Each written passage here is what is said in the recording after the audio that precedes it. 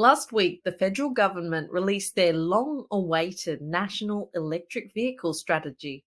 At the heart of the policy is a fuel efficiency standard which sets a limit for carbon emissions from vehicles to incentivise the sale of electric vehicles. With me to discuss this new strategy and whether it goes far enough are Marion Terrill, Transport and Cities Program Director, and Lachie Fox, Associate. Marion and Lachie have co-authored two reports on this topic, the Grattan Car Plan, which was released in October 2021, where they recommended an emissions ceiling and did the numbers to show how it could work. The other report they've authored is the Grattan Truck Plan, which was published last year when they considered the same questions for trucks. Marion, to start with, what are the key points of the government's National Electric Vehicle Strategy? So the centrepiece of the strategy is definitely the fuel efficiency standard or emissions ceiling, as we put it. And what that is it's a regulation that's imposed on manufacturers bringing vehicles into the country that sets a limit on the average emissions of the vehicles that they bring in. And over time, that limit gradually ratchets down so that we can sort of work back, if you like, from 2050 when we've got a commitment to net zero. That is the centrepiece of the strategy. There's a few other new things in there. There's an emphasis on battery recycling, so the government would like to get involved, would like to sort of spark more battery recycling in this country. And there's also a couple of things to do with recharging infrastructure. So they're promoting the idea of a national mapping tool to support optimal investment in EV charging infrastructure, and also tools and guidance to enable EV uptake for residents of apartment blocks and the like. So they're the main elements in the EV strategy. There's also sort of re-announcement of a lot of existing policies of the government. In terms of what's not there, I think the biggest thing from our perspective is that there's no detail on what the fuel efficiency standard or emission ceiling design would be. So that is now subject to a new round of consultation over the next month and a half, with an announcement expected by the end of 2023. So quite a long time period to get actually any design of the fuel efficiency standard. A couple of other key emissions from our perspective is the document doesn't say anything about relaxing restrictions on the import of vehicles. So whether new or second-hand, there's quite restrictive arrangements about imports. And we've been hoping to see a relaxation to sort of support a second-hand market and greater diversity in the EV and low-emissions vehicle market. And finally, there's nothing about trucks. So trucks account for 4% of Australia's emissions. It's less than cars and light vehicles at 11%, but it's not trivial, and we would have liked to have seen some focus on trucks in this strategy. I did note that there was a lack of discussion of imports in this strategy, and it's something that we've written about previously and we will talk about later on the podcast. But first, Lachie, clearly a fuel efficiency standard will reduce emissions, but how will it all work? Do we actually know how big the emission savings will be? As Marion described, the broad way that an emissions ceiling works is by making manufacturers sell more fuel-efficient cars. And so manufacturers have different options into how they choose to do that. They'll get a target for how efficient the average car they sell must be. That might be, for example, 150 grams of carbon dioxide per kilometre driven in an early year, and that would get more stringent over time. Manufacturers could choose to sell a lot more electric vehicles, which have zero emissions, and bring their average down that way. Or in earlier years, when the target's still got a bit more room to move, they could just sell more fuel-efficient petrol vehicles to try and bring that down. And so regardless of how they do it, it will save emissions because they end up selling more efficient vehicles. The government stated in some of their documents they're aiming to save about 3 million tonnes of carbon dioxide by 2030, but we think that a standard could and probably will save a lot more emissions than that. A lot of the fuel efficiency standards that we modelled back when we did our report in 2021 actually saved about 20 to 30 million tonnes of emissions by 2030. That is partly because we proposed slightly more ambitious standards, but also just because over time, the emissions reductions you get from fuel efficiency standards do ramp up as these new sales kind of get into the market and are driven by more people. You're talking about the potential for 20 to 30 million tonnes of carbon emissions being saved. Proportionally, like, what is that? Like, I mean, that sounds like a big number to me, but I don't know kind of what that is in the scale of emissions. Australia's total annual emissions tend to be around 450 to 500 million tonnes of carbon dioxide a year. So a saving of 20 to 30 million tonnes over a 5 or 6 or 7 year period, it's difficult to say exactly what that would be, but it's getting up to 5 to 10% of a single year's worth of emissions. So it's a very significant chunk of emissions that you're reducing. Yeah, that's really big. So, I mean, Lachie, I am looking to buy a new car. What does this kind of standard and this new strategy mean for me looking to buy my new car? So there's sort of two main changes that will happen in the new car market under a fuel efficiency standard.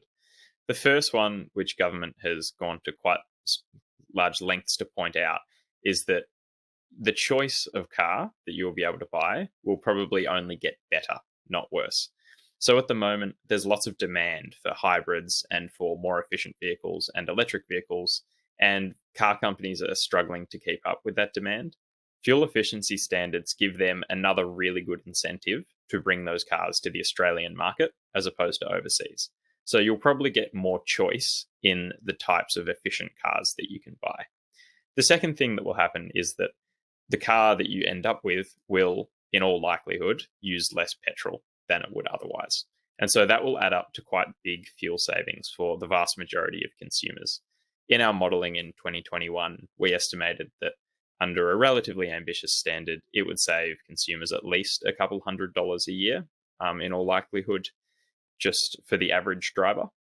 Obviously, the savings are bigger for consumers that drive more and smaller for consumers that drive less.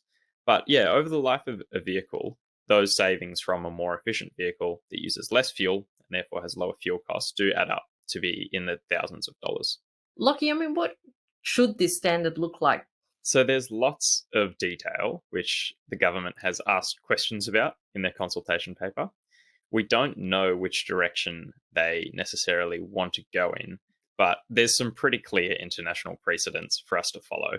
Australia is so far behind the pack on this that there's no need for us to do anything new or out of the box. We can simply follow what other countries have done overseas, and the standard will work just fine.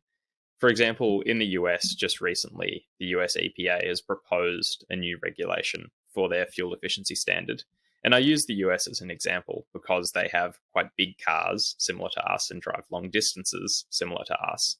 And their standards are quite ambitious. They're looking to reduce emissions from cars by about 50% over the 2026 to 2032 period, and have similar, if not slightly greater reductions for slightly bigger cars like utes and SUVs. At a minimum, Australia would want to be looking at reductions in emissions similar to that over that period. But in all likelihood, because we're starting from a much worse base than them, our cars are currently more emitting, we could probably, as a percentage reduction, move a little bit faster. And New Zealand really shows the way in that regard. Like us, they were late to the party, but now they have quite ambitious standards to catch up to the EU and the US over the next 5 to 7 years. And if we implemented something along the lines of what they implemented, there'd be big consumer savings and also really big emissions reductions in the transport sector. One of the other points about this that is sometimes forgotten is that although people who mainly care about cost and general driving will get these cost savings, for people who do have special interests or who need a special vehicle or just prefer one, it doesn't preclude any of that. There is still space for that, because every gas guzzling sort of car that can tow a caravan or that is a hot rod or whatever it might be can be offset by an electric vehicle. So it does allow more consumer choice than is necessarily recognised. It struck me as I was reading the strategy, there was a couple of points, and the first was one that spoke to what you were talking about before, Lachie, is that Australia is one of the very few developed countries that don't have an emission ceiling for cars. And so it's helpful to look overseas to see what other countries are doing and kind of learn from that. And the other thing, Marion, and we're just about to get into talking about imports, is that, the demand is there. EVs are selling out as, they hit Australia. So I'm really curious what you would have liked to see in this strategy about imports, because surely that would help with demand. It would. At the moment, we've got quite restrictive rules about importing cars, which I believe were designed to protect the car manufacturing industry back when we had one. Both new and second-hand vehicles are difficult to import to this country, and largely it doesn't happen. One of the focuses in the strategy is on equity and broad access to electric vehicles, and opening up the second-hand market is definitely a way to do that. So we would have liked to see the government relax current restrictions on the import of new and second-hand low and zero emissions vehicles, provided they meet Australian safety standards. So it would increase the supply in the near term. And it's the near term where we've got demand that's outstripping supply, but also just this idea of sort of triggering a more lively second-hand market. So that hasn't happened. So it is still something that the government could do, and we would like to see that happen, just to bring more diversity and lower cost options in. It's something that's been done very successfully in New Zealand. I think people worry about safety concerns, but the reality is that it's so widespread in some places that the manufacturers just offer their normal warranty, even if a car has been privately imported. So it seems like, again, we don't have to invent this. The strategies have been proven overseas, and it'd be good for us to get on board. Lachie, just turning to you, we have done significant work on trucks, but the strategy here only targets light passenger and light commercial vehicles. Should the policy be broadened to include heavy vehicles? I think heavy vehicles are probably one of the biggest missed opportunities in this strategy. Heavy vehicles like trucks and buses are a pretty big contributor to national emissions. They're about 4% of national emissions compared to about 11% for cars. So the focus on cars is obviously a good one, but you can't ignore trucks, particularly with a goal of getting to net zero by 2050. We, in our report last year on heavy vehicles, proposed a few ideas of how the government could ramp down emissions from trucks. These policies are similar to the policies that we propose for cars, but not exactly the same. So the big difference is that for cars, there's still enough time and it's simple enough to put in an emissions ceiling across all the manufacturers to get manufacturers to sell more efficient cars in Australia. For trucks, it's a fair bit more complicated, and this relates mainly to the fact that it's a lot harder to test a truck for its emissions than it is to test a car. So trucks, when they're sold, are then used in lots of different configurations with different trailers, etc. And being able to say, oh, that manufacturer sold that truck and that should contribute X amount of emissions per kilometre to their total is a bit more challenging. And so one thing the Australian government could do to simplify this process is simply to look at a few specific technologies, for example, zero emissions trucks, and try and increase their uptake. So this would be the same as doing an emission standard, but saying you're only allowed to make those gains through these specific technologies. So we propose putting in targets for zero emissions trucks. It could be hydrogen, it could be alternative fuels, it could be electric, and those targets would increase over time. The targets we proposed are quite similar to what the US's broader scheme that they introduced quite a while ago is looking to achieve as well. And it would look at having uptake rates of zero emissions trucks, depending on the category, for smaller, rigid trucks of about 30% by 2030, and for slightly larger trucks, about 20% by 2030. And that would have a big effect on emissions. While the gains in the first few years, because the uptake rates are lower, won't be huge, the big thing it will do is it will turn the corner on truck emissions. Without these sort of policies, truck emissions are simply going to keep going up until 2030. So these policies will really help it start to turn the corner, bring down emissions. And they also have lots of side benefits, like reducing pollution, which helps our health, as trucks are a big contributor to pollution in cities. So a final comment I'd make is that the National EV Strategy does have as one of its objectives to encourage an increase in EV demand. And what I would say about that is it's certainly better for any given trip, any given car trip to be taken in an EV than in a petrol or diesel vehicle. But it is important to recognise that driving is not an end in itself. EVs are not an end in themselves. They're a means to reducing our emissions from transport, and they're not the only means to do that. One of the concerns that I think is going to grow over time is that switching to EVs means that they're cheaper to run. And it is great for drivers, as Lachie's highlighted. There are real savings for drivers in vehicle fuel and running costs. But cheaper driving does also lead to more driving, and more driving means more accidents, more congestion, and ever-increasing demands for roads and parking. So a more holistic transport-oriented strategy would contextualise EVs in this way. And I think, although it's more a job for the states than the federal government, one of the ways would be to impose congestion charging, I think distance-based driving charges, COVID-safe public transport, traffic-safe cycling. All of these are important strategies in thinking about how we move around in a lower emissions way. Thank you so much, Marion. I do like this idea of a holistic transport strategy, taking into account all of the things that go into our roads and also public transport and active transport. And I think we'll probably see some of that stuff come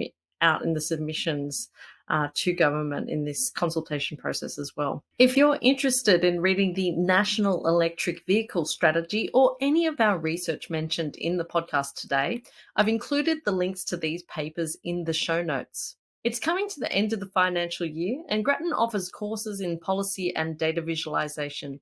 We do have an upcoming course on making killer charts, which is a whole lot of fun, where you learn what makes a good chart and a bad chart, and also expand your data visualization toolkit. It's going to be held on the 15th to 16th of May from 1 to 3 p.m. and it's online. If you're interested in this, register at grattan.edu.au/Grattan-Academy. And if you want to talk to us about the National EV Strategy or anything else we've discussed in the podcast today, do find us on social media on Twitter at GrattanInst and at Grattan Institute on all other channels. As always, please do take care, and thanks so much for listening.